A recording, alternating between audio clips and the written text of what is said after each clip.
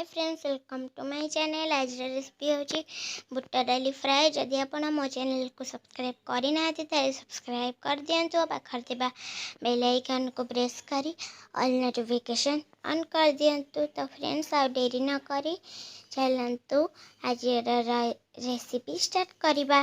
एठी मामा बुट्टा को बतुरे की भल भाबरे देखंतु मामा केमती बुट्टा को बतुरे की भल भाबरे धोई देछि।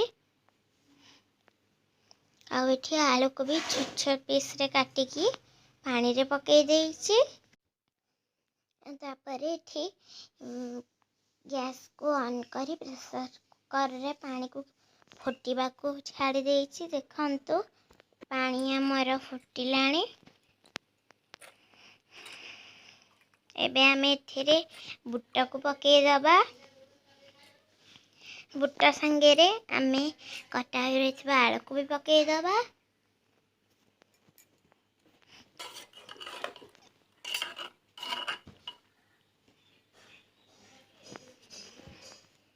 आ एथि आमे स्वाद अनुसार लुण पकई दबा।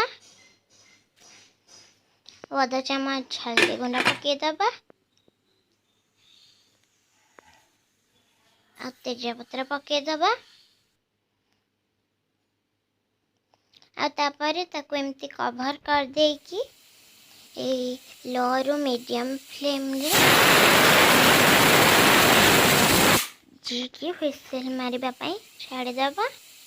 ता भीतर देखंतु मामा एठी रसुन को चोपा छड़े देछि, पियाज को छोट छोट काटी देछि, आउ टमाटो को भी छोट छोट काटी देछि।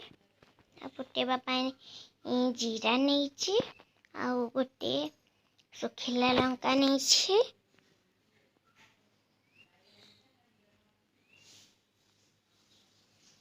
देखंतु हमर बुट्टा आउ आलू सिझी सारलाणी।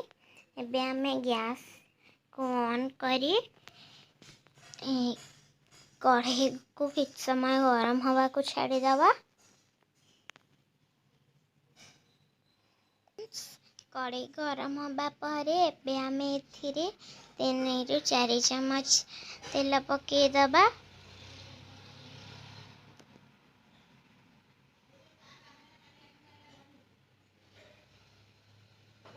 देखंतु एबे आमे जीरा को पकई दबा। तापर सुखिला लंका को भी पकई दबा।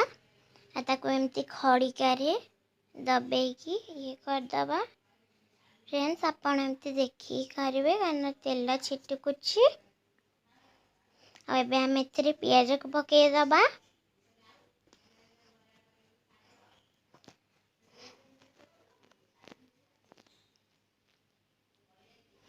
तापर एमती ताको मिक्स कर दबा सबको।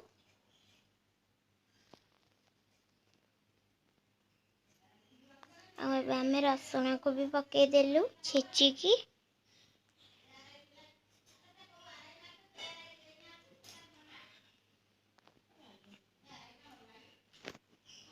देखंतु हमारा पियाज रो कलर टिके टिके गोल्डन ब्राउन हे गलाणी। एबे आमे एथिरे टमाटो को पकई दबा। ताको भल भाबरे मिक्स कर दबा। देखंतु हमारा हेई सारलाणी। एबे आमे एथिरे अल्प लुण पकेबा कारण आमे ए बुट्टा सिझेला बेले लुण पकई थिले। एबे आमे एथिरे गोटे छोट चम्मच लंका गुंडा पकई दबा।